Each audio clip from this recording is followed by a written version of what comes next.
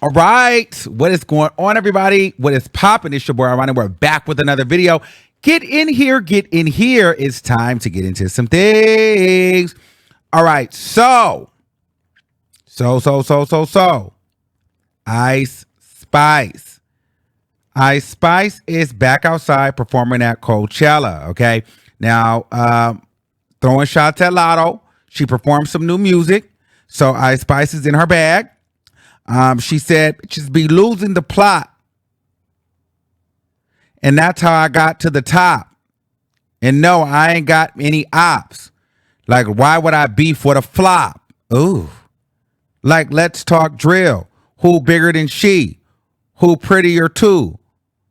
250 to get in the boo. So she feeling herself. She's feeling herself. She's feeling herself. Let me just say this, and I know people are going to drag me with this. Ice Spice is trash, but at the same time, she's decent. And I know that probably made no sense, but it's almost like she's trash, but I like her. You know what I'm saying? I mean, I say she's trash because I looked at her performance. I don't know if we're a year or 2 years into Ice Spice. However, she had a little bit more energy, but it's the same songs, the same beat, the same performance, the same flow. Like, Ice Spice is at this point a one-trick pony. I thought that we were going to get a little bit more elevation from Ice Spice, and it seems like she makes the same song over a slightly different beat. You know what I mean? Now, I'm here for the shots between her and Lotto, I guess. But at this point, I'm also over it. You know, you see how I'm back and forth with Ice Spice? Like, she's good, but then she's trash. I'm here for the beef just because it's messy. But at the same time, I'm over it because, girl, this beef is not exciting anymore. It's a little bit boring and it's falling flat. And then Ice Spice, you know, she only gets attention or she only gets life or the people only start cheering for her when she's shaking her booty on the stage. I'm here for a booty shaking and a twerk. But Ice Spice, to me, has to give me something else. I'm just kind of getting bored with it. Like, it's cute, but it's the same shit. So at the end of the day, I just don't know how long, you know, we're going to keep entertaining this or how long this Ice Spice thing is going to last because it's sounding very redundant and very repetitive. And so, quite frankly, at this point, I'm getting over it. Like, you know, she has some cute bops. I mean, a majority of her songs are cute, but they're sounding the same. So her releasing new stuff is sounding like old stuff. So I don't know. I just feel as though, you know, even her performances, you would think that they're getting better. The stages are getting bigger.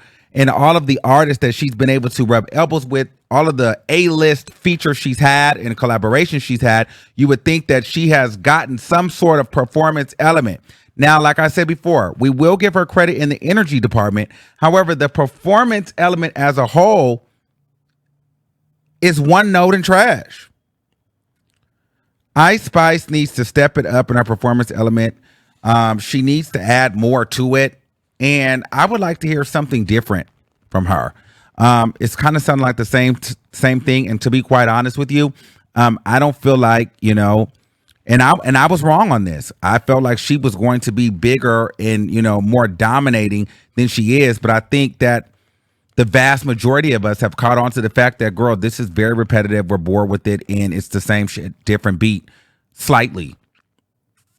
You know what I mean? There's nothing exciting about her music to me as it was once before. There's not enough variety. There's not enough color there. So I'm interested to see what she can do outside of the drill. I'm interested to see what kind of performance element she's going to be able to add, if there's any. If not, you know, I'm going to be kind of getting over Ice Spice unless she just keeps, I don't know. I just feel like I'm like, okay, girl, this is just another Ice Spice song. Like, how long does this last?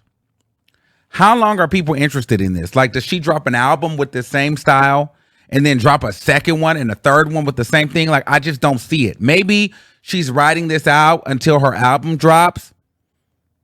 Then she'll maybe go on a tour or maybe something like that. But then album 2, I don't want this again.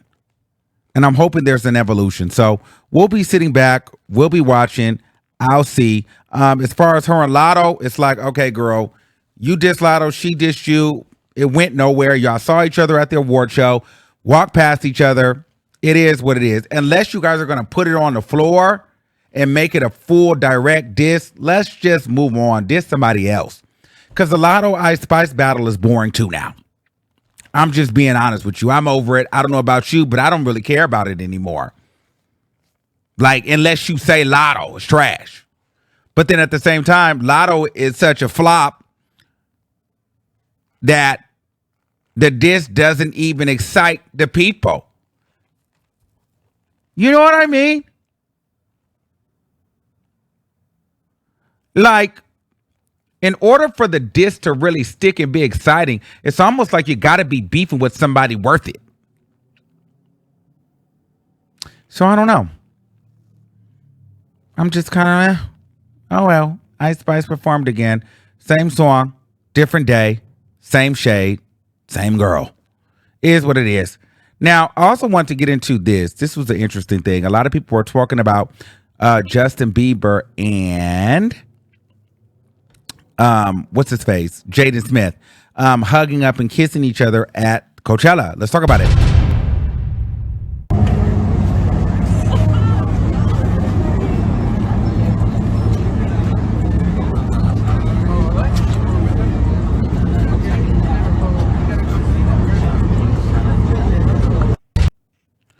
Let me tell you something. I feel like white people do that kind of stuff all the time.